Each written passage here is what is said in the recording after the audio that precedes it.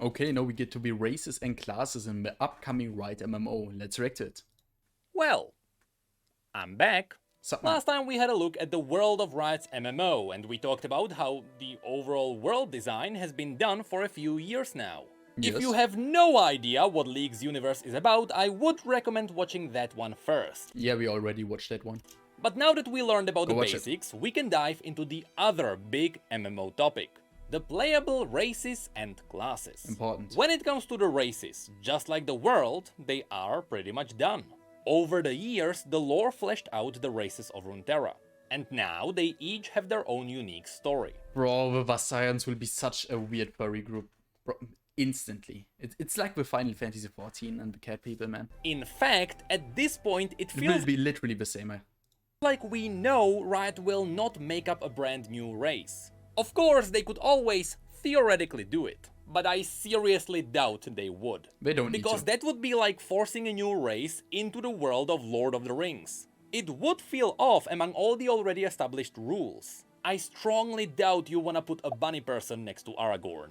With that said, don't worry, because the lore will allow Riot to make up new races and make them feel natural. I'll show you their clever system in just a moment. But for Okay. now, just know that yes, we already know the races of this world.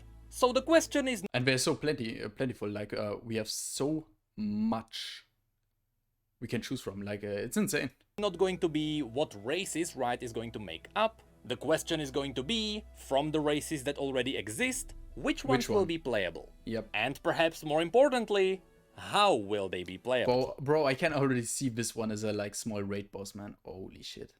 It's badass. So, or maybe some kind of open world encounter would also be nice. You see, a few years back I released a similar video where we talked about the classes and the races together with TB Skyen. And today, I would not recommend you watch that video. Back then, What? I was still clinging onto the idea that faction-based MMOs were a good idea. Nah, It nah. worked. It was pretty shit. I thought it was a great idea, but it didn't work well. Especially with World of Warcraft, like it didn't work well at all. For WoW, and it Especially worked. with the faction imbalance in the servers, man. It's disgusting. Like if you're on a low powered server against so many alliance play, it's... Bro, you say it is cool to be like the underdog and shit, but if you go on the server and play that shit, it's just frustrating, man.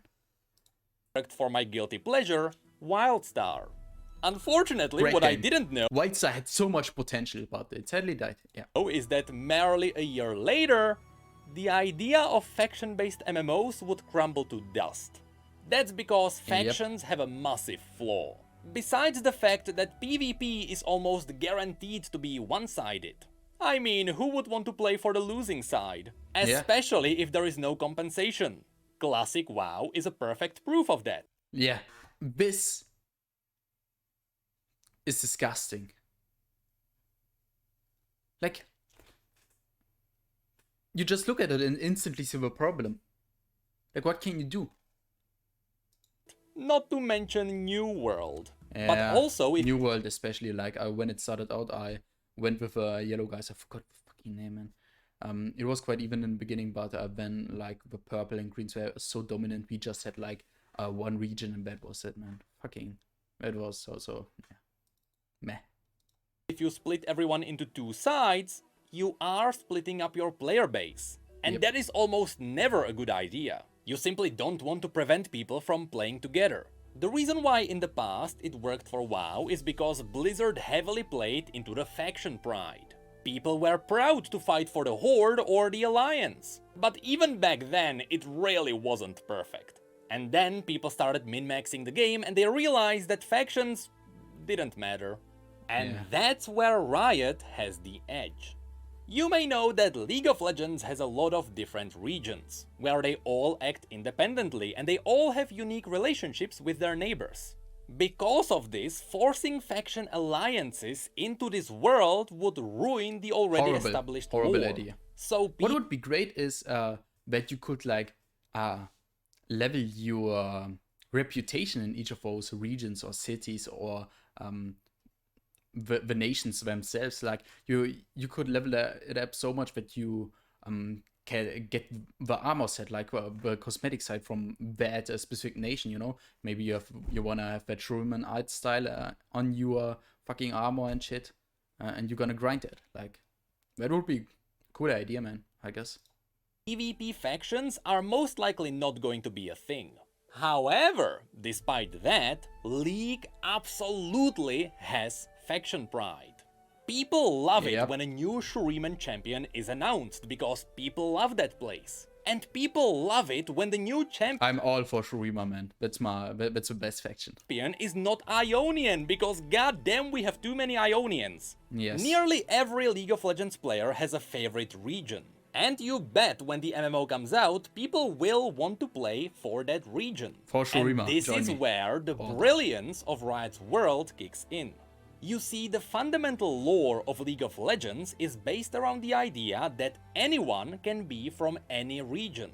After an event the story refers to as the westward migration, races mixed up all around the world. So it's not like there is a furry region where you can only see furries. Yep. There are definitely regions where you can see more furries. Yeah. But this world... Like, maybe this race is a minority in bad place, but that's just normal, yeah. ...doesn't have exclusives. This means that when you're picking up what you want to play, besides just picking a race and a class combination, I strongly suggest Riot also allows people to pick their origin, with the origin being the starting region. Without a system like this, you would force all human champions to be, for example, Noxian. And that is simply not how this world works. Not cool, man. So, I've been rambling about how this world works for quite a while. So now, let's actually... But if you could choose the starting region, where would be, like, the high-end region, you know? Complicated, but that's for Riot to figure out. ...dive into all the races that exist in this universe. Spoiler alert, League doesn't have too many different races, because it's focusing on depth over variety. Of course, as it is with any RPG, there is the human race. Yeah. But it would be cool if the humans varied depending on their origins. For example, if you pick a human from the Freljord, they would be an Iceborn and they would have extra frost resistance. A Demacian could have a bit more magic... Yeah, like racial traits in any other MMO, like, pretty typical. Demacian magic resist, I guess. Resistance. Yeah. Ionians could have a bit more nature resistance, Shuriman's heat resistance, and so on. Yeah, it's better to put resistance as traits and not like things like you get damage bonus if you pick bad race. When 90% of a player base would just pick that one race, you know what I mean? Like, it would be so exploitable. I think it's going to be crucial for Riot to preserve the feeling of every origin feeling at least slightly different. This is an RPG after all, and despite the fact that balancing is usually a big issue, I strongly believe these RPG elements have to be preserved. Yeah. But if Riot is afraid of people min-maxing the game from the very beginning... It will happen. Like, it's unavoidable. It happened to every new game. It's a thing for internet, that you just can look up shit and just abuse the meta. This was not a problem like back in the day before I was even born with MMORPGs, because people just played those games and didn't use the best tactic available. So that wasn't a concern at all. And now it is a huge one. And it's hard to make it right. Yeah. Focusing on the origin stat with the most value, Riot can always do the safe thing and only give each origin different customization. In the Freljord, people tend to be more pale with lush beards and Nordic tattoos all over their bodies. Shurimans have the classic dreadlock style. People from Bilgewater have the pirate crew tattoos. Piltovans are your fancy mustache people, and Ionians have the wild untamed hair and beards. So even without special origin stats, I do believe these unique character customizations would enhance the region pride too. So that's what humans would be about. Pretty versatile and nothing too special in an RPG world. So now let's have a look at the more unique races. After humans, the second most spread out race are the Vastaya. As we mentioned in the last video, the Vastaya are a race that came to be after... Wait, we have lizard men? What the humans started mating with magical animals. But the thing is, depending on where they are from, there are loads of different kinds of Vastaya. From cat boys to fox girls to lizard girls. In fact, here's a family tree of all the Vastayan tribes, and even this doesn't cover all of them. And this is where Riot can pull off something genius. As I said, this world already has set rules, so it would be very difficult to introduce a brand new race into this universe. However, it is going to be very easy to just make up a new Vastayan tribe. Yeah. So I propose that Riot doesn't make the Vastaya as a playable race overall, but instead it would be cool if Riot let the specific tribes to be playable races. This would leave the door open for them to introduce new playable races later down the line. If they cross off all the Vastaya at once, they kinda shoot themselves in the foot. But I know, here I go mumbling about how the world works again. So let's have a look at some of the specific tribes. When I say Vastaya, most people think of Ari. She comes from the Vasani that look like foxes. Although her tribe is mostly gone, the lore can justify new members to be found, so they can be playable. The Kilash tribe comes from the jungles between Shurima Damn, what is this? Like this 3D model. and Ishtal. These lion-like people I want this in League, man. When you choose your champion, you wanna see the champion model before you, you know? are known for that would be hunting sick. dangerous beasts, and they take great pride in trophy collecting. It's the average mount collector. The Shimon tribe are monkey-like people from Ionia. While their older members are very wise, Damn. their younger members can be very goofy. Yeah. The Otrani come from Mount Targon, resembling the classic goat people. Yeah, so Their Walker. hobbies are taking care of the Stellarcorns. The Lothland tribe are Ionians who resemble bird people. This tribe likes to combine the art of dancing with lethal assassinations. The Uvikat are something close to lizards, though they do have the ability to shapeshift. Out of all of the other tribes, these are the closest to their pure blood ancestors. And we also technically have the Marai, the fish people whom I doubt are going to be playable. Imagine modeling boots for them. Now, these were the more pure blood I'm not gonna play them. I'm not the deep. tribes. But there are many more Vastaya who don't fit any of these. For example, Set has an Ionian Vastayan mother and a Noxian human father. Damn, she looked like elegant, man. So he doesn't really have a tribe. Nice. Long story short, the Vastaya are an incredibly versatile race and Riot can use them in a million different ways.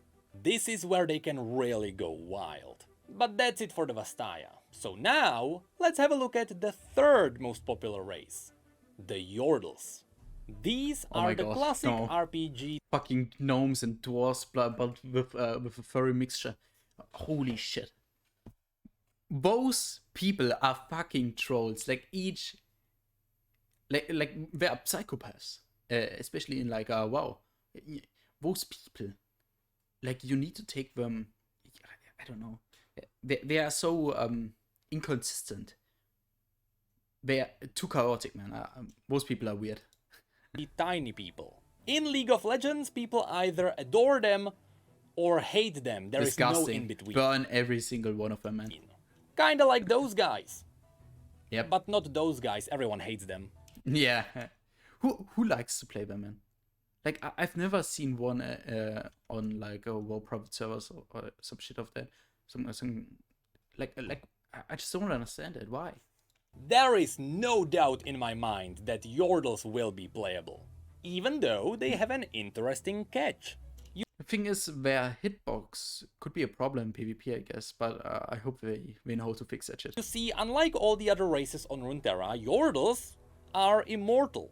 They are essentially modes of magic that come from a hidden magical realm known as Bandle City.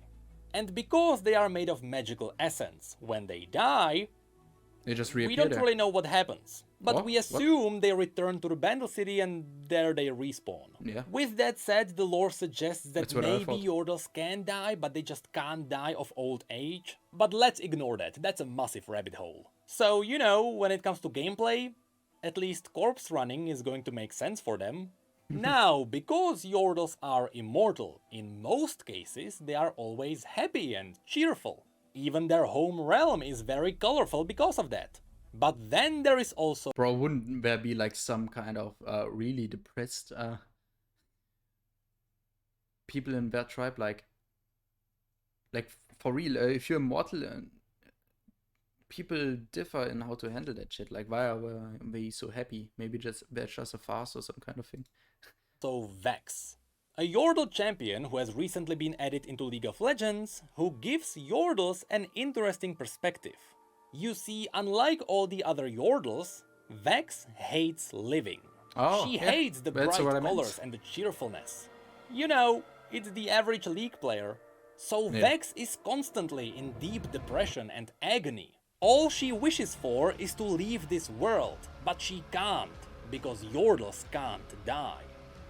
Anyway, just like all Replace death with League, and that's basically me. the other races, Yordles can be found all around Runeterra. There is Poppy in Demacia, Kled in Noxus, Kennen in Ionia, Rumble in Shurima, and so on. Rumble in But Shurima. now, Wow. so far we have only covered the races which I'm pretty sure will launch with the MMO. Yeah, and everyone knows about The it. humans, the Vastaya and the Yordles are the core of this world. So now we are diving into the races that still exist in this universe. But it's going to be up to Riot if they make them playable. First of all, there are the Minotaurs. Damn. The Minotaurs are different from the Vastaya because they don't have magical ancestors. Bro. They are If you go for a warrior, just take the Minotaur. Like, the bigger you are, the nicer the armor looks, especially like in WoW. You always pick like the Horde, how do I call it again? Tower. I can remember. just a standalone race. The big ones. Originally, the Minotaurs controlled the mountains south of Noxus, but because Noxus is Noxus, soon they absorbed the Minotaurs into their empire. With that said, some Minotaurs fled the tyranny of Noxus and they joined the other regions. A great example is Kryl, the Minotaur fighting in the elite armies of Demacia. And yes, the Minotaurs also have the stereotypical sexy female version in this universe, so they can easily be turned into a playable race. Yeah, Next, no in problem. Bilgewater, there is an incredible amount of weird fishy people. A lot of these could be really cool playable races when Bilgewater gets its expansion. Although modeling helmets for a hammerhead shark is going to be interesting. We also can't forget about the trolls. Previously I showed you the ice trolls, but there are also the sand trolls. And here's an interesting fact for League veterans. Sand trolls? We have never seen a sand troll, but because of Ezreal's adventures, we know they exist. They should be around Icathia, which is where Jax is from, who also has 3 fingers, by the way. Damn. So it is extremely likely that the mysterious Jax is a sand troll.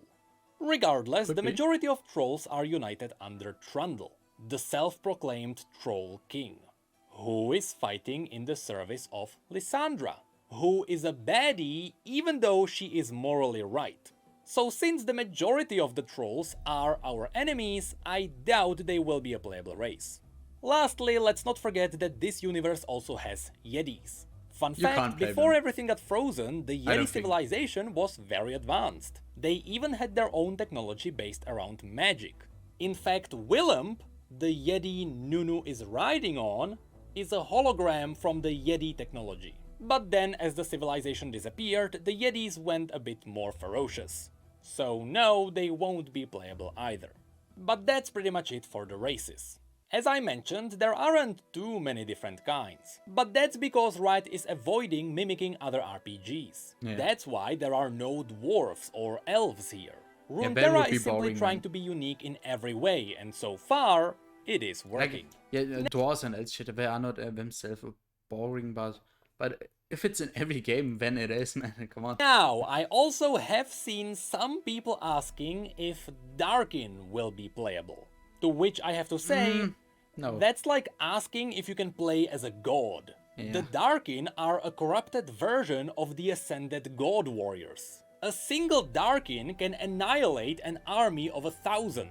In fact, the Darkin known as Aatrox is the only being in existence that managed to kill a celestial god. Damn. He stabbed someone wielding the power of the Aspect of War so hard, the Aspect of War died. What the So hell? no, I don't think Darkin will be playable. Anyway, with all the races covered, What? assuming Riot is going to use the But is it? Never mind. I need to read the new lore. origin system, this is what the playable races could look like. Humans are versatile, they are everywhere, there is not much to mention there. Yeah. When it comes to the Obviously. Vastaya, the common tribes can easily appear in Noxus, Piltover and Bilgewater. These are the regions open to everyone. On the other side, the Vastaya are closely linked to spiritual magic, so you will hardly find one in Demacia, since it is a firmly anti-magic region. And somehow, not many Vastaya were ever mentioned in the Freljord, so Riot doesn't have to force them there. But then we have Shurima, Ionia and Targon. Assuming these would be saved for expansions, they could be used to introduce new playable races. Since I doubt all the newcomers remember the names, the Kilash, Lothlan and Otrani are the Lion people, Bird people and Goat people. When it comes to the Yordles, as I mentioned, they can originate from anywhere, but they do avoid the Freljord and Targon because of the harsh climates. And yes, I know there were some prehistoric Yordles in the Freljord, but after it got covered in ice, they disappeared. Wait, Gnar is a Yordle, isn't he? And lastly, the Minotaurs can be found in Demacia and Noxus. But it does make sense for some of them to flee to the Freljord, and others to travel to Ionia during the invasion.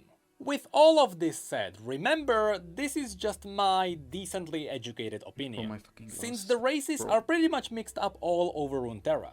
Riot could also lift the limitations and let every race start in every region. And I would be fine with that. Yeah. it's Some okay. story would be wonky, but it wouldn't be anything horrible. Although, I still believe some racial exclusivity helps the feeling of RPGs. Yes. So, all of this is still only the first half of the video. If you wanna take a break and do your business without washing your hands, now's your chance. Now we get to classes. This program will continue in 5 seconds. Stand by. Okay. I'm ready. I have time. Did you wash your hands? Okay, so far we only covered the races, which was definitely still the easy part. The much more difficult part are going to be the classes. I'm gonna be This the is tank where warrior, Riot man. is facing a great challenge. Partially, it's because there are inherently no wrong answers when it comes to designing a class system. You can really make anything work if you put some thought into it. But more than that, Riot is challenged by the setting itself. League of Legends currently has over 160 different champions. They each have unique abilities and together they can define about 40 different classes. I counted them myself.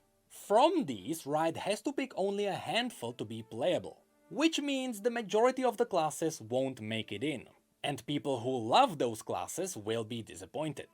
Thankfully, I'm not a designer, so instead of trying to figure out how to make this work, I'm going to show you all the cool, unique classes this universe has. Let's go. And again, because region pride is a big part of this universe, you'll see that some of these are tied to specific regions. But not the warrior. That one is different in every single region. So let's start with that. The warriors in this universe provide a unique challenge on top of the already difficult decisions.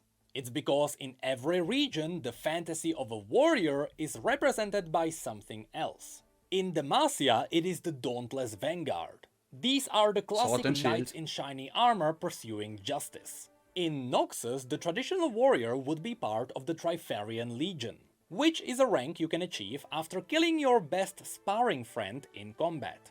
These guys rarely use shields. In Shurima, the classic warrior is the warrior of the Golden Army. These are fighting for the glory of the Shuriman Emperor. In Piltover, you would have the Enforcers. Simply said, it's the cops. Bro, you just have a baton. What can you do, man? People will know these from Arcane. But in a way, the Wardens are the melee warriors of Piltover. But then, in the Freljord, warriors are represented by the Berserks, either wielding axes or giant blades as they worship the primal god known as the Iron Boar. On Targon we have the Warriors of Rakor, which are somewhat themed after the classic Spartan armies. Then in Ionia, the classic warrior Hellenic is armies, known yeah. as a Blade Master, with samurai-styled swords that have a rich history in this region. Also, there are the Vuju Blade Masters, which are on a Yeah, totally many people will pick them, definitely. different level. The Vuju technique is so powerful it was forbidden from using it in combat. The TLDR version of the story is that when Noxus invaded Ionia, Master Yi obliterated entire Noxian legions on his own. What the heck? Before Noxians realized how overpowered he was, and they nuked the town where the Vuju Blade Masters were trained. So now there is no more Vuju Blade Masters, just normal Blade Masters. And lastly, the common warrior in Bilgewater would be a Brawler. You see, I just named 8 different kinds of warriors. How is Riot going to handle this? I don't know. They could just make one warrior class and then just have the players play out the fantasy while wearing cool armor sets. Or they could make it so that every origin has a different skin of the class. You know, all the abilities would be the same, they would be doing the same numbers. Yeah, the skin gives more variety, man. That's cool. Yeah, that's actually a great idea. When a Noxian swings Animating that shit is, or like, it needs to fit perfectly with each and different race and class, man. You know, that's kind of hard to accomplish, but I trust Riot. weapon, there is a bloody trail, You can do and it. when an Iceborne Berserk swings a weapon, there is a frosty effect. But again, this is for Riot to figure out. Now I'm just going to show you all the unique and interesting classes from this universe. In Demacia, we have the Mage Seekers. These are the people who hunt down mages. They carry with them a stone disc called the Grey Mark. This is the tool that allows them to absorb magic. So this would be sort of an anti-magic class. There are also a lot of iconic Demacian scouts. Also, Demacia has a lot of stories about theaters and bards. But Demacia also brought spotlight onto the Sentinels. The Sentinels of Light are people dedicated to fighting the undead. Because the undead can't really be killed with normal weapons. They use the relic stones that can be forged into any weapon. Be it a crossbow, a gun, a really big gun, or even a sword. Fun fact, in the lore, the Sentinel guns don't have triggers. You have to will it to fire with every fiber of your body. So of course, Lucian canonically fired it with his PP. Lastly, this will be unknown to even veteran League players. But Demacia put a really cool twist onto the Paladin class. You see, in League of Legends, when you play as Garen, his ultimate is to smite his enemies with a giant holy blade. This made people wonder, is Garen a mage? In Demacia? What? Actually, no. In the lore, Garen has never done anything even similar to this. And that's because there is something even cooler happening. Most people in Demacia pray to the aspect of justice, which they call the Winged Protector. That's why Demacia has a lot of angelic statues. Coincidentally, the aspect of justice can also be found in League. It's Kale. So what's happening is that when Garen is casting his ultimate, it is not him magically creating a holy blade in the sky. It is actually the aspect of justice answering his call. So even though this universe doesn't really have a paladin class, which would be casting holy spells, this would be a really cool alternative. People who worship the aspect of justice and let her answer their calls. Pretty cool, but now let's move on to Noxus. Noxians are one of the only regions who harvest black powder, so they also have their own mercenaries with functional guns. In Noxus you can also find a lot of demonic cultists, so I would expect a warlock or a demon summoner, Necromancer, and they also have a few renowned assassin guilds. Chemomancer could also And be the most unique of them all, possibility, many others will, yeah. Summoner in general. Noxus also has a circle of hemomancers, Yeah. people who follow Vladimir, a lord who used to be a hostage to the Darkin, and who eventually learned how to use their blood magic. So these people use the very same blood magic that shaped the Darkin. Damn. Then in Shurima we may find arcane mages. These people follow Zerath, the most powerful mage on Runeterra, whose body has been reduced to nothing but arcane energy. I would honestly love to see this class in-game, Holy shit. because I love the idea of having an Archon form on cooldown. Yeah. Shurima also has some Like in Diablo 3, if you know that one, there's like the verse set where you can completely spam your arcane abilities. Damn. Like being powerful for a short amount of time when maybe in a raid when the boss needs to be damaged pretty hard, you need to activate the form when it gets in a vulnerable state. That would be insane, man. some prophets who can open up tiny portals into the void and summon tiny void creatures. Yeah. It would be sort of like Warlock in WoW. You know, use the power of the enemy against themselves. Then there are the Sand Shifters, people who can use the sand to create sand mirror images. And we can't forget about the Chronomancers, people who use time magic in a lot of creative, interesting ways. Like they could be supported, which are like completely necessary for every single team, because they could like, for example, just reduce the cooldown, reset cooldowns of some abilities, and speed up people, slow down the enemy, like more like a buffer debuffer kind of class. Then in Piltover, riding off of the success of Arcane, people will want to play as a Warden, which is a more elite version of the Enforcers. These would be equipped with sniper rifles and stun grenades. Yeah. On the crafty side, Like the there are Hunter. also the Hextech Engineers. These are the people who can use science to allow them to wield magic even if they are not mages. And separate from them, there are also the Artificers. To them, anything from a powerful arm to blade legs should be possible. And down in Zone, I would love to see some kind of an alchemist, who's using questionable drugs to help his allies. Next we go into the Freljord. Here we can find the Draklorn Inquisitors, which are Lysandra's Pretty edgy. followers with abilities themed around true ice. Essentially, these would be frost battle mages.